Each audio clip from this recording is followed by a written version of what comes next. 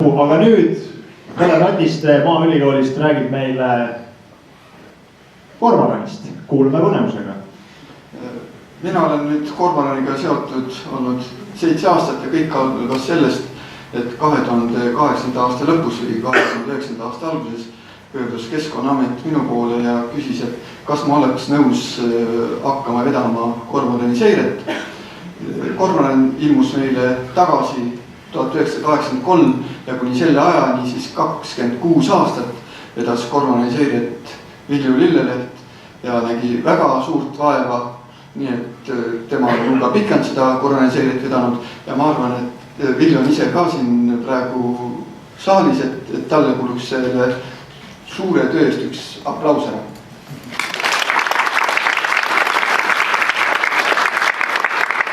Aga nüüd lähme siis kormorani juurde ja meie aladel siin Euroopa osas on 2 kormorani alamliiki, eristatakse aga kolmandat, aga üks on see mereline Carbo ja teine on siis mandriline kontinentaalne Carbo sinensis.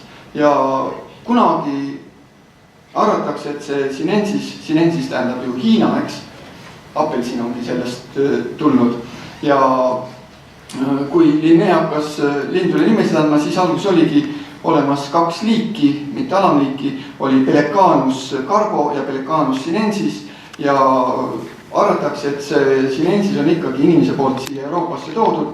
16. sajandil oli väga populaarne just Hollandi kuningakojas siis kormorantidega kalapüük, hiljem see viis ka siis Prantsusmaa kuningakotta ja Inglismaa kuningakotta. Arvatakse, et sealt siis ilmselt osa pääses vabadusse. Aga nüüd, kui rääkida kormoranide arvukusest, siis taustaks, et 60-ndatel, 70-ndatel oli siis Läänemere alal oli 2500 kuni 3500 pehituspaari ja kõik hakkas muutuma siis, kui 65. aastal 1965 võeti Hollandis kormoran väga range kaitse alla ja siis sellest ajast alates hakkas arvukus tõusma. 79. aastal võeti vastu ka linnudirektiiv ja kormoran on ka linnudirektiivi liige. Ja terves Euroopas hinnati siis sel ajal selle kontinentaalse alamliigi arvutuseks umbes 4000 paari.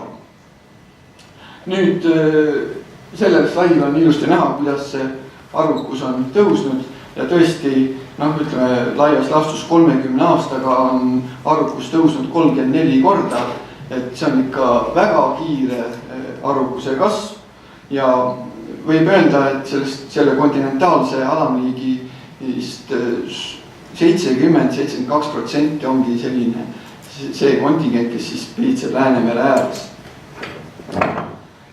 Viimane üleüldine kormorani loendus oli 2012. aastal, siis loendati Läänemere piirkonnas kokku 167 700 paari neid ja Eesti linnud siis moodustasid 7,8%. Nüüd, kui me võrdleme tollaegseid arvukusi, polegi nii väga ammu, siis kui me võrdleme Eestit ja pindalaga sama suurt Taanit, siis selge on see, et Taani on hulga soodsamas situatsioonis kormorani jaoks, seal on hästi palju seda veepiiri ja hästi palju saari võrreldes Eestiga ja see Taani arvukus siis näitab, et kuhu ka meie võiksime kunagi jõuda. Et on meil veel kasvuruumi, aga ma ütlen ette ära, et see on 2012 seis. Nii. Ja üldse Läänemere aladel on siis 6 sellist püsivat seireala. See on siis Taani, Saksamaa rannikualad, siis üks suur koloonia Poolas, Gotlandi saar, Eesti ja Soome. Nüüd, kui me vaatame arvukust Taanis, siis me näeme Taanis, et on toimunud selline tasandumine ja see on tänu sellele, et Taanis ohjatakse kormorani arvukust, sellest tuleb veel juttu, aga siin sellel slaidil pöörake tähelepanu ka aastale 2010-2011, mis olid väga rasked aastad just talvitamise ajal kormoranile, et sealt on see langustrend ja siis hiljem on uuesti arvukus hakanud taastama. Nii et üldlaastus, kui me jätame need rasked talved kõrvale, siis on saadud kormorani arvukus enam-vähem stabiilseks Taanis siis ta hakkas langema, nüüd praegu jah, ta mõnevõrra langeb, aga on ilmselt stabiliseerunud. Saksamaal, kus ei ohjata, seal võib siiski märgata seda trendi veel, et sellist trendi, et arvus aeglaselt siiski kasvab. Nii. Aga nüüd kormoranide ohjamisest Taanis kõigepealt, seal ohjatakse ainult neid kõige tähtsamaid baaskolooniaid ja õlitatakse ära 40% kõige esimestest piitsjatest ja kokku, et sellist saada ettekujutust, siis õlitatakse kogu Taani peale ära umbes 18% munadest. Eestis on ka õlitamist tehtud 3 aastal, praegu enam ei tehta. Nii. Ja väga hea ettekanne, kuulsin väga suure huviga, oli juttu põgenemisdistantsist, põgenemiskaugusest. Siin on näha, milline on põgenemiskaugus siis Taani kormoranidel. Eesti kormoranid on, kui sa lähened saarele ja oled 400 meetri kaugusel saarest, siis juba kõik kormoranid lahkuvad kolooniast ja on siis aeg tulla hõbekaevadele. Aga Taanis, kus neid uuritakse pidevalt, on sama mis kalakaekaga, sa võid olla koloonias 15 meetri kaugusel, lind haub pesal juba ja Taanis on teada ka see asi, et vanasti kui oli ahauurijat, oli vaja ahka uurida, siis võeti aha emalind, pandi pesa kõrvale, mõõdeti, kaaluti munad ära, võeti aha emasind, pandi pesa tagasi. Nii et see on kõik harjumise asi. Nii, aga siis sinise värviga värvitud õliga siis neid mune õlitati ja nii nad nägid siis välja ja selline efekt on siis selline õlitamine, pidev õlitamine on siis vilja kandnud ja taanlaste eesmärk ei olnud mitte kormorani arvust alla viia, vaid pidurdada seda väga kiiret kasvu ja nende uuringud näitab ka, et toidu baasi vähenemise tõttu ja ka väljarände tõttu on siis arvus alla läinud. Mingil määraga on suhteliselt stabiilne. Nii, nüüd Poola kõige suurem koloonia, tippajal on olnud seal 11 000 paari. Samuti siin näeme selle 2 aasta, 2010-2011 aasta mõju, aga pärast seda, siin hiljem taastusid, aga poolakad ei ole suutnud 2014-2015 vähemalt ei ole need andmed kätte saada. Nii, Gotlandi saar. Samuti ilusti arvuks läheb üles, jälle on ilusti näha 2010-2011. Need olid just talitusalal väga rasked ajad.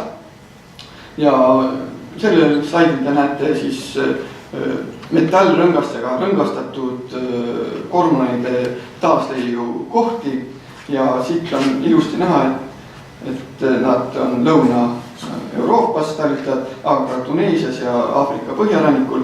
Ja nüüd 2 erinevat asurkonda Läänemeri on üks ühine asurkond, aga nüüd idapoolses osas, nemad siis talitavad ka veidi ida pool ja siis läänepoolsed asurkonnad, nemad talitavad siis ka siin Prantsusmaa lääneosas ja ka Hispaanias on palju taasleide.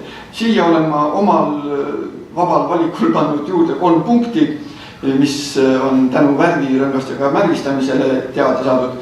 Ainukene kormoran siin Londonis, ainukene taasleid Inglismaalt, siis siit Hispaaniast ja see on ka Hispaania muuseas, see väike linnakene siin kuulub Hispaaniale.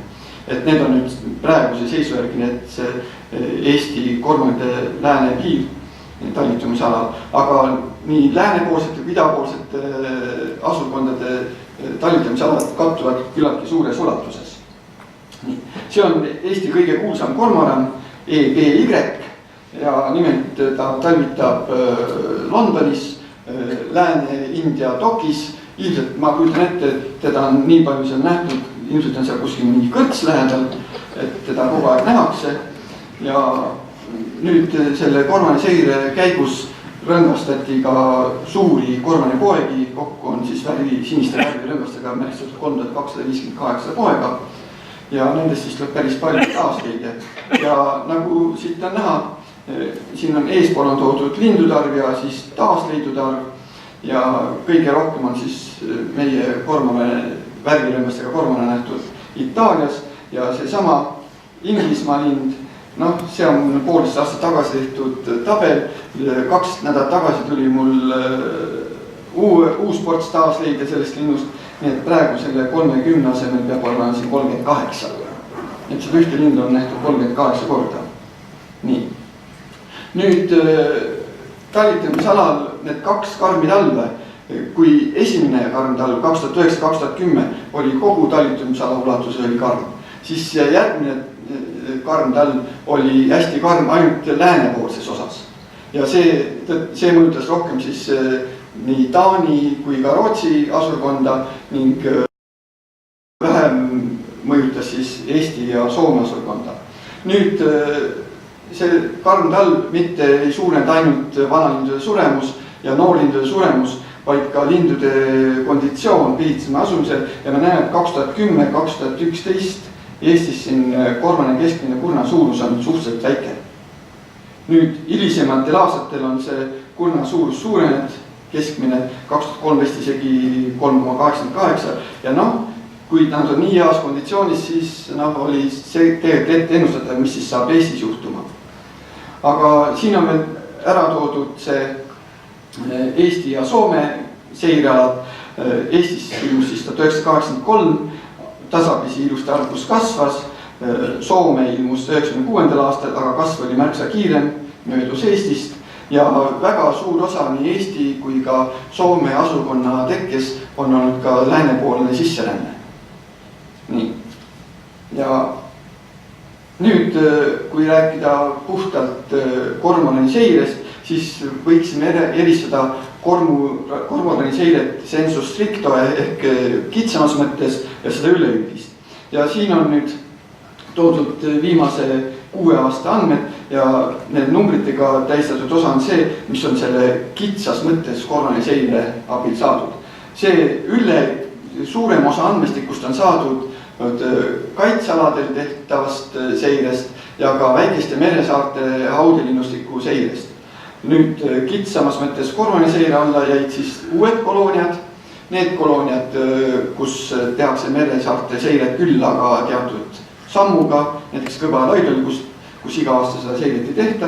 Ning peale selle käib selle kitsamas mõttes seire alla ka meie hea sõber Ivar Jüssi, kes ülgeseire ajal teeb aerofotosid kormorani kolooniatest ja sealt need alad siis, mis ei ole selle meresaarte seirega kaetud, sealt me saame aerofotode pealt pesitsejate arvu kokku loetud, kurnasugusi muidugi me ei saa, aga see osa, kui palju siis saadakse teada selles kitsas mõttes ja paindlikuma süsteemiga, see on siis kõigub 14-32%-ni, sest paratamatult tekib juurde uusi kolooniaid ja näiteks, tüüpiline näide, nüüd korrane seire lõpetati 2016 ära, et enam ei tehta ja ma toon sellise näite näiteks sellest paindlikkusest, kui 2014 Kuressaare faarvaatris vallil piistis 8 paari kormorane, siis keegi ei hakka seda faarvaatrit panema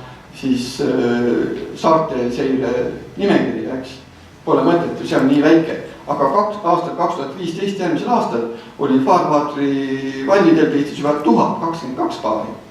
Ja kui me vaatame seal kurna suurust, siis kurna suurus oli seal 4,13, mis on märksa kõrgem kui Eesti keskmine, mis tähendab seda, et üks koloonia lihtsalt ümber asunud, et seal on vanad heas konditsioonis pesitsejad. Nii et see, minu meelest see seire ära jätmine on väga halb märk ja pealegi ma ei tea, mis nüüd Helcomi mehed ütlevad, et kui üks selline ilus koht, kus on tehtud põhjalikku seiret, on ära langenud. Aga nüüd tulles tagasi ainult Eesti juurde, siis tõesti algus oli meil 1 paar ja nüüd on 21 400 ja aastal sajandi vahetusel on siin olnud 4900, 5550. Jätke meelde, et ütleme 5300 või see on täpselt sama palju kui aastast 2014 kuni aastani 2015. 2015 oli juurdekasv samuti 5300. Nii et see annab teile nüüd ettevõtte sellest, et mis mastaap see on, et kui kiiresti ja kõvasti võib see arvukus kasvada. Ja nüüd, kui vaatame, kuidas need pesad on jaotunud erinevates Eesti osades, siis algselt see ainuke pesa, kui me seda tuppa vaatame, oli Soome lahe saarel lõuna-alusil. Või oli see lõuna-uht ju, lõuna-alus vist oli, jah. Ja siis ta tuli meil Väinamere ossa. Ja Väinamere osakaal on nüüd kogu aeg vähenenud. Mis siin torkab silma ja hiljem tuli siis Liivi laht juurde, aga torkab silma see väljalööksi. Ja asi oli nimelt selles, et Liivi lahel käib kõva võimas kalapüük ja kalurid püüdsid väga põhjalikult seal aastaid kormoranikolooniaid ja selle tõttu kormoranid kolisid tagasi siis Väinamerele. Nüüd hiljem on samuti neid ikkagi päris aegalt rüüstatakse ja Liivi lahe ääres ja kahjuks Keskkonnainspektsioon on selles suhtes küllaltki mannetu, kui aus olla, sest kohalikud teavad väga hästi, kes rüüstavad ja millal nad rüüstavad, aga lihtsalt midagi ei ole teha. Vahele pole jäänud, ei ole midagi teinud. Nii. Ja hiljem tuleb siis ka Soome laht ja Soome lahes siis see arukus kasvab väga kiiresti ja on endiselt tõusutendentsis.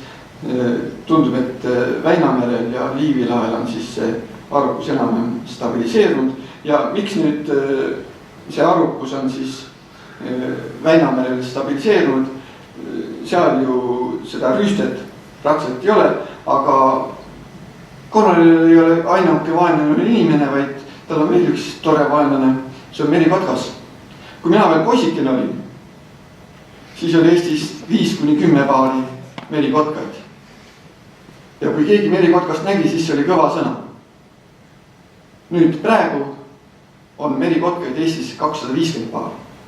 Koos mitte suuküpsete isenditega hinnatakse nende arukuseks 800-1200 isendit. Ütleme keskelt läbi 1000 isendit. Ja kui nüüd minnakse kormorani kolooniasse, ma mäletan aasta 2009 läksime Tondirahule Matsalus. Saar, mis on hektari ringis ja ma ei kujuta ette, kas ma oma lapsepõlves, mis ma oleks teinud ilmselt ehmatusest püksi teinud, kui sealt oleks näinud, et 1 hektari pealt läheb 18 merikotkast lendu, kogu Eesti peale siis 10-15 paari.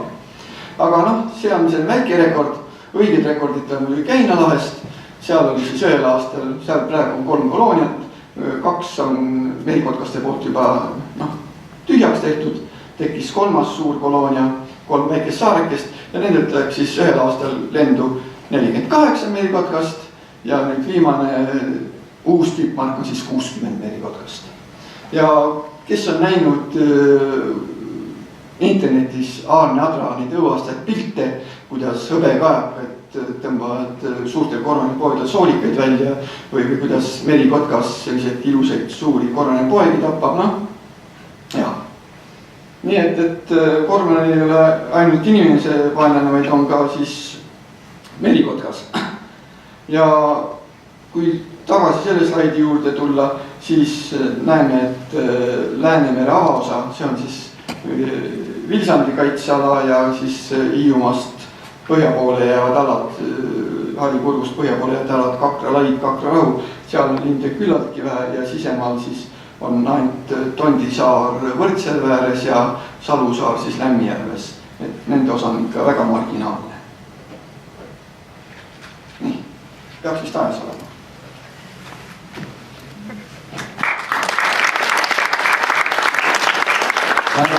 Ajas oleks võinud isegi pikemalt rääkida, aga seda rohkem on meil aega küsida igasuguseid asju ja ma kasutan kohe võimalust ja hakkan su käest küsima, mitte nüüd konkreetseid küsimusi, aga sinu arvamust võib olla kormoranide kohta, et eile sattus mul kätte selliseid teadusartikleid näiteks, mis rääkisid avamere tuuleparkidest Taanis ja seda, kuidas lindudele meeldib või siis ei meeldi seal nende läheduses olla.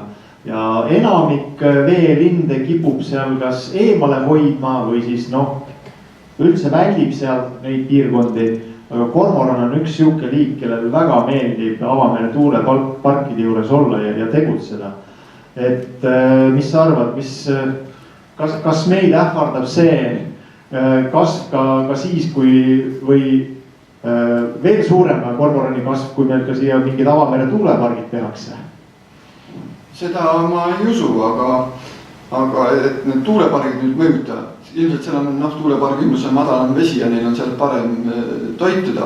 Aga et arvukuse kasv meid ees ootab, see on näha juba sellest tabelist, kui te panite tähele, need keskmised suurused, kurna keskmised suurused 2014-2015 on väga suured ja need linnud alles saavad nüüd suurküpseks. Et kogu see mansa nüüd hakkab alles tulema meile siia. Et arvata võib, et see arvukus tõuseb päris ilusti. Ja muidugi osa neist rändab ära, miks see arvukus on tõusnud, on selles, et see järglase taastootmine või tootmine ei ole tasakaalus, vaid on suur ületootmine. Ja siis ühe seal põhilises pehistuspaigas toiduressurss jääb vähemaks, siis toimub see suur väljaränne. Eriti Soome koloniseeriti ju väga kiiresti ära. Ja seal jätkub veel Botnia laest, läheb põhja poolaga. See, et kormoran on üks väga edukas kolonisaator ja suudab suhteliselt kesistes tingimustes hakkama saada, see vist ei ole meile kellegile uudis. Ma eile jälle lugesin ühte teadusartiklit näiteks, kus oli ilusti välja toodud, kui palju kormoran suudab ühe vee all oldud minutiga kala sealt välja püüda. Isegi sellistes tingimustes, kus kala on suhteliselt vähe võib olla, et sel 17–41 grammi ühe vee all oldud minuti jooksul suudab kormoran kinni püüda. Tõsi, see on muidugi mitte meie vetes tehtud uuring, aga Gröönimaal, kus väidetavalt olid siiski suhteliselt kesised toitumistingimused nende jaoks, nii et see kala hulk on tõesti võib-olla suur, mis nad suudavad välja püüda, aga ei saa muidugi jätta, ei saa jätta küsimata, et kalamehed ja kormoranid ikkagi, sa ühe näite tõid siin. Aga enne taustaks, et te nüüd saaksite aru, kus see kahe kiskja vaheline konflikt tekib. Üks kiskja on kormoran, teine kiskja on inimene ja nende ühine saakloom on kala. Aga et te nüüd tekiks selline ettekujutus, miks kalureid see kormorani arvukuse tõus nii närvi ajab, on see, et palju ta ühe minuti jooksul jõuab püüda ja kaua ta hinge jõuab kinni hoida, see pole tähtis, aga ta tarbib keskmiselt 400–500 grammi kala päevas. Ehk kui me tõlgime selle nüüd eesti keelde, 2015 oli meil 21 400 paari, korrutan kahega, saame teada, kui palju vanalindi on ja korrutan selle 0,4 kilogrammiga, siis me saame, et Eesti pesitsevad kormoranid tarbivad päevas 17,1 tonni kala. Nüüd lisada tuleb hiljem siis pojad, kes hakkavad kooruma.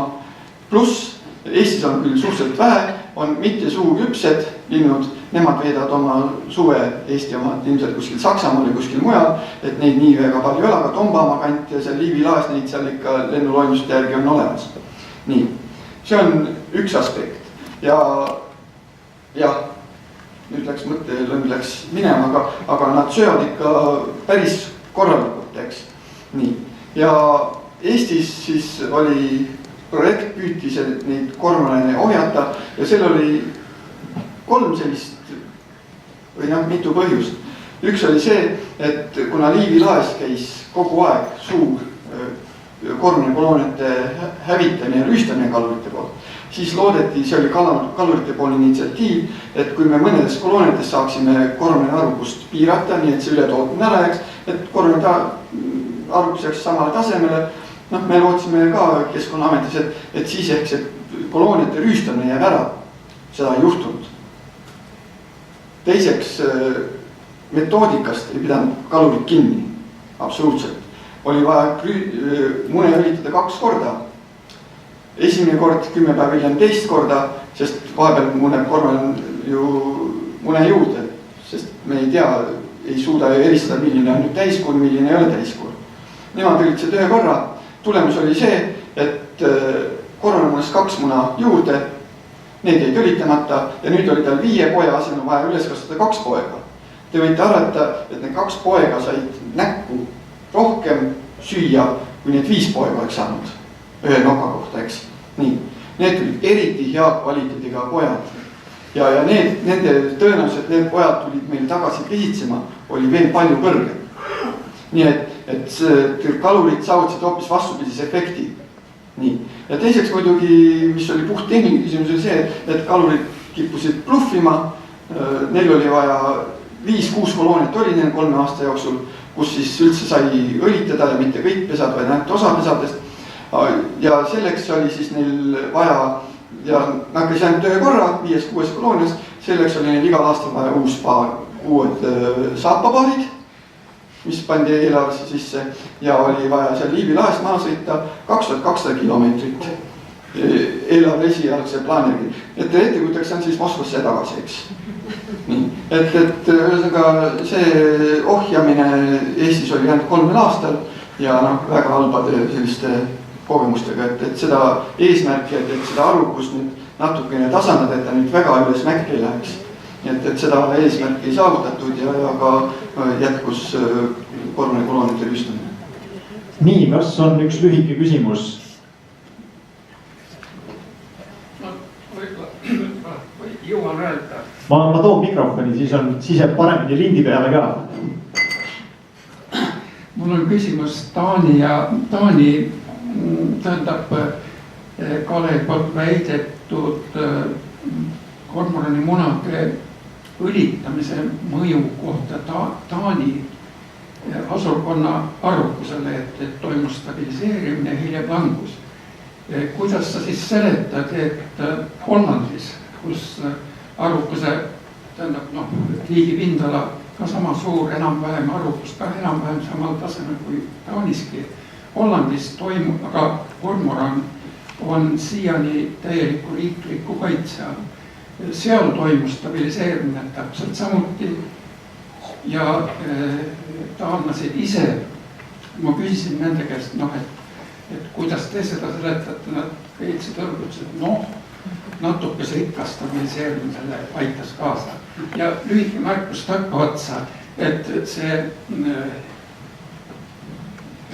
kormoranide efektiivne kalastamine ei näita mitte midagi, sest asi on selles, et põhiaja ja ülejäänud aja nad lihtsalt logelevad. On tehtud energiatarve kohta uurimusi kusagil seal Gröönimaa kandis ja nende energia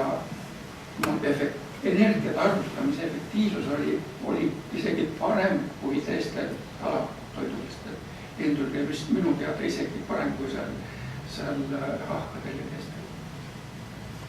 Aitäh, Kalle, tahad sa kiire kommentaar? Jah, väga kiire kommentaar. Taanlased ise oma viimastes uuringutes siis näitasid, et nad tegid kalauuringuid ka kõrvale, et seal, kus oli need suured kolooniad, seal hakkas kalastik muutuma ja väga palju oli ka siis väljarännet. Aga enne ma ususin öelda... Ei, kormonid ikka mujal. Ja enne ma ususin mainida, et väga sageli arvatakse, et kormonid sööb ainult pisikest kala. Tegelikult on puhas oportunist ja mai alguses, kui on näiteks räime kuderänne, siis kui minna kolooniasse, siis nad oksendavad kala välja ja siis seal on nad sellised räimed nagu atlanteeriks. Ta ongi atlanteeriga alamliik, eks. Ja siis taanlaste uuringud näitavad, et siis kui pojad kooruvad, siis nende toidusedel muutub täielikult, nad lähevad üle väikestele kaladele, meie kinnus siis emakala ja teised väiksed kalad, et lihtsalt poegdele oleks võimalik süüa. Nii, ja nüüd viimane 5 sekundit Andresele. Ma pean ikka küsima kormorande eeskoste huvides selle küsimuse su käest ära, et me ennem arutasime, et me mõlemad oleme suvel suga samas piirkonnas, mis on siis Puise Matsalu piirkond ja suhtleme kohalike kaluritega.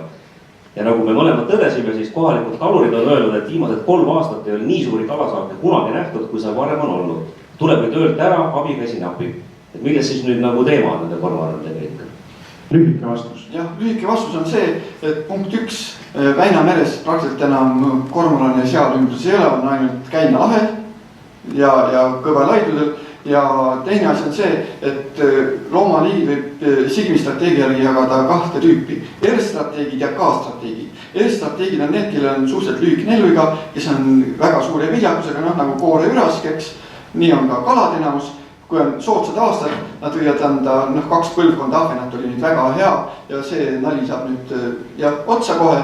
Nii, need 2 põlvkonda on omadega läbi ja kormoran on see pika eluajaga, kelle siivus on väike. Et lihtsalt R-strateegia ja K-strateegia.